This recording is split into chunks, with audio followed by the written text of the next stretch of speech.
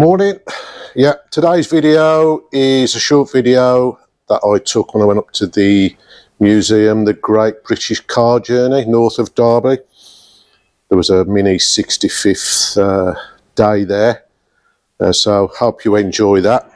Just before we break into that video, I thought I'd show you what I'm doing in the workshop, because it does have a bit of a bearing on upcoming videos regarding the couple of classic minis I've got. I've got the big guns out today. I have to do a bit of drainage, unfortunately. Don't know what it is, but the drains seem to run backwards in this unit for some reason, which can create a bit of a stink. So yeah, I'm having to replumb all that. Just a word of advice, don't get throwing anything like thinners or anything that's going to melt plastic pipes, because at some point something's been put down there and melted all the pipes. Yeah, so don't do that. That's mad. So yeah, I've been getting these pipes to run downhill instead of uphill. I had to drill a big hole through the wall over there. So it ain't a nice job, but when you run your own little small business, you can't really afford to employ other people to do these jobs. You have to do them yourself. So I'm the sales department, IT department, maintenance department, production department. I'm all those departments, but I waffle on. I've been doing a bit of woodwork. I've got my routing machine out there, a table saw and my nice big DeWalt, because the next step on this micro mini, as you've seen in the other videos, is I need to paint it. It is in primer already, but it's white. Because the colour's going to be like a purple, a dark colour, you can just see it there on the... It don't really go on white very well. So I bought some paint off eBay. Some U-Pol stuff, I build primer, but it's in grey this time. So hopefully the purple will sit on the grey a bit better. These two tins here, 2 litre tins and the corresponding hardener, they kept throwing discounts at me on eBay. It was discounted before I even put it in the basket. It sat in the basket, and then they give me another 8% off or something. So these two tins, 2 litres of paint, I like to buy them separately in case you don't use or break into one of the other ones. If you buy like a 5 litre one, the lid's off in it. So yeah, 31 quid, including postage for those. They did arrive a bit mullered up. I don't know what Etsy do, or whatever they're called, who deliver them. They must kick them round the warehouse. So yeah, this has got to be undercoated again before I put the purple on. And before I could do any painting, I needed to sort out my spray booth. I ain't doing that, but yeah. So I've been busy with woodworking tools, and I've been trying to make the spraying area a little bit more dust free and user friendly. So out of scrap wood, and I promise you, out of scrap wood, all the bits and pieces which I've accumulated over the years. The only thing I bought was the hinges. I made these bifold doors. Previous episode I had to widen this opening to get other cars in. Great for a little mini, but I've had to widen it for other cars, but I made these bifold doors, so they're in 4 pieces. They're made out of scrap wood, some old roof sheets off my old conservatory which I'd saved, lets a bit of light in, a bit of mesh there which lets air in, but relatively dust free, and that opens. That one opens in when I haven't got tools behind it, because I've had a little bit of a problem in there. And then if I can push my tools out the way behind it, that opens in. And then I'm going to put the lights on in here because they flicker like fuck. That's it. Paint's still a bit sticky, but these things fold back on just some hinges. Yeah, just some hinges there. So this is just CLS stuff, couple of quid a length. Another lock up there. I'll flick that down. Push those out, and it gives you a good drive-through opening into that.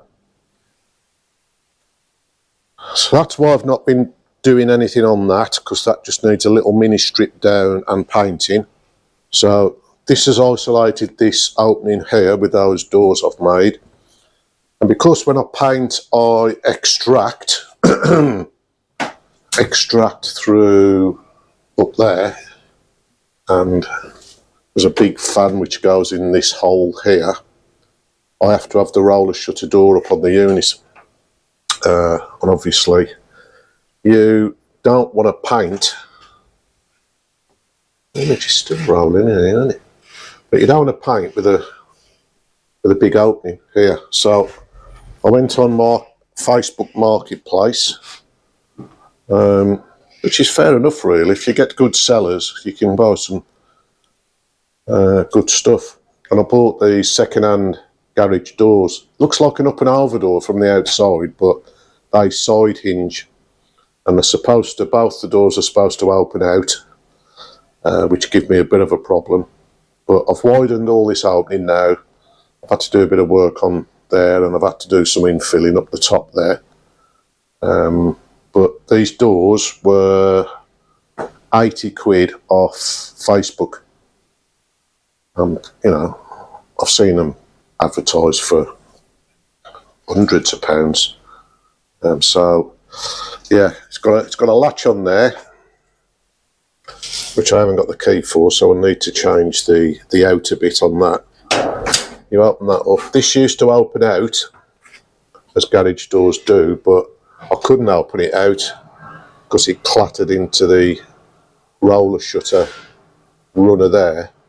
So I had to flick the lock round, turn this latch round, turn this bit of angled steel around, cut out a bit of a slot. I've had to reverse the hinges on it and let it open in. So that opens in like that, which is cool. And then this bit here has got a springy latch at the top and a pull-up thing at the bottom. And then this swings out, and then I hook it onto my Victorian hook there in the window.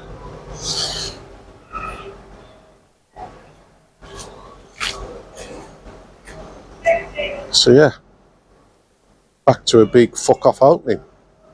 Yeah, 80 quid these doors. I know it looks like a bank vault a little bit, but it does mean I can shut these up when I paint and extract out of there. into a carefully placed paint filter. So yeah, these shut up like that.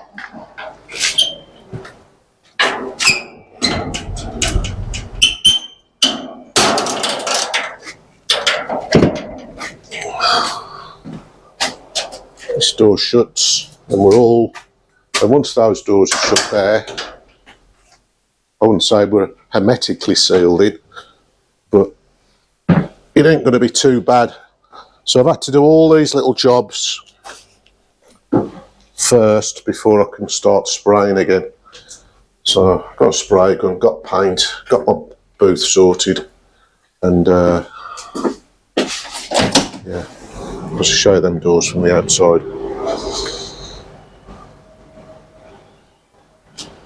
Yeah, so that they close up quite nicely, and if I ever want to pop out, I can lock that door there, and these doors will be locked. Saves me having the roller shutter up and down all the time I want to pop in and out. Yeah, so that's cool. Well, that's 11 minutes of waffle, isn't it? So yeah, let's crack on with what this episode was all supposed to be about, which is yeah,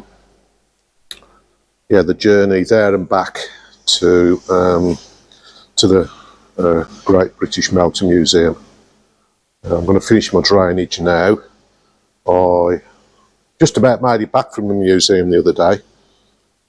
Every time I did a proper race over the back roads of Derby. Didn't touch any A roads really. Absolutely hammered it in the Blue Mini in the 72. Don't think I did it any favours, because when I was on the way back, every time I was coming to a stop at islands and things and traffic lights, because I do sometimes stop, is there was a grinding noise coming from the near side front wheel. Couldn't work out what it was.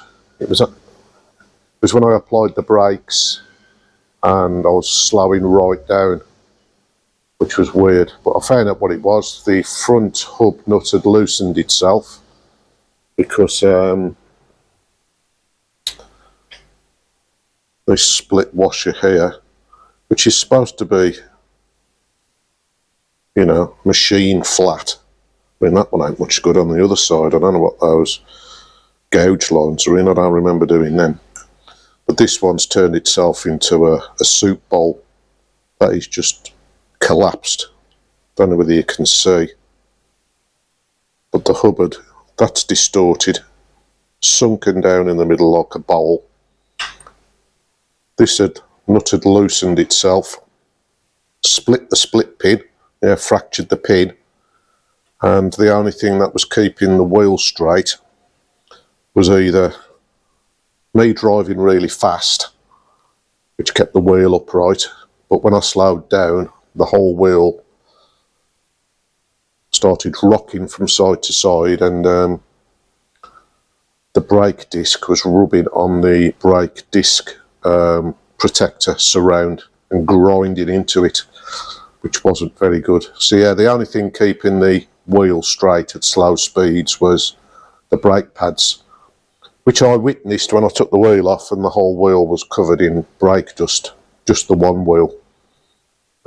It had literally, the brake pads had kept the wheel kind of upright. So I've replaced both sides.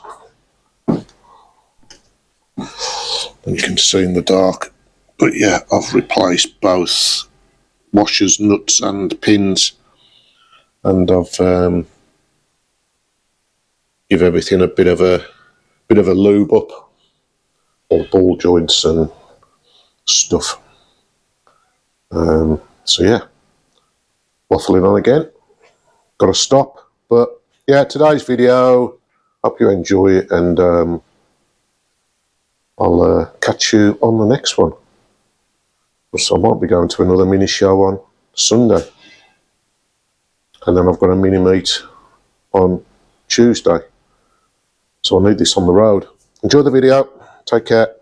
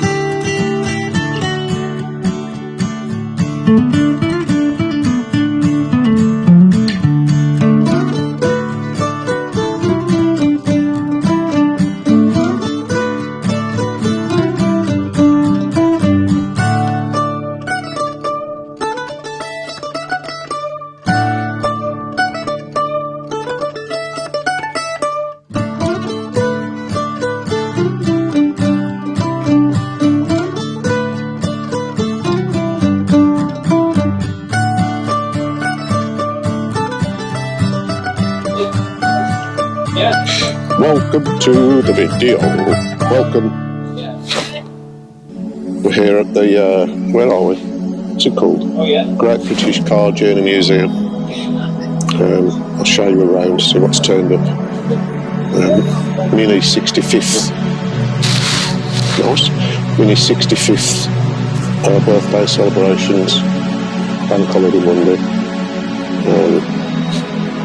Let's go.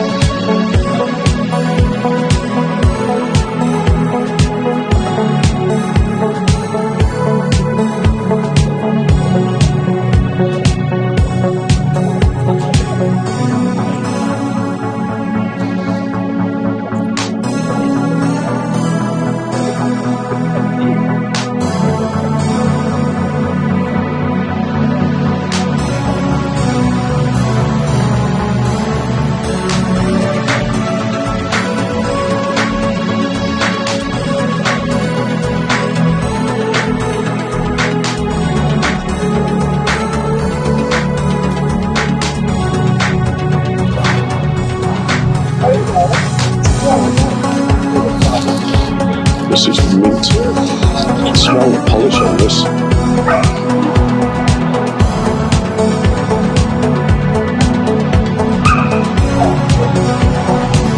Matching cream, Nebraska. Lovely rose petals. More spots in the grill. Was it 66, 67? 67.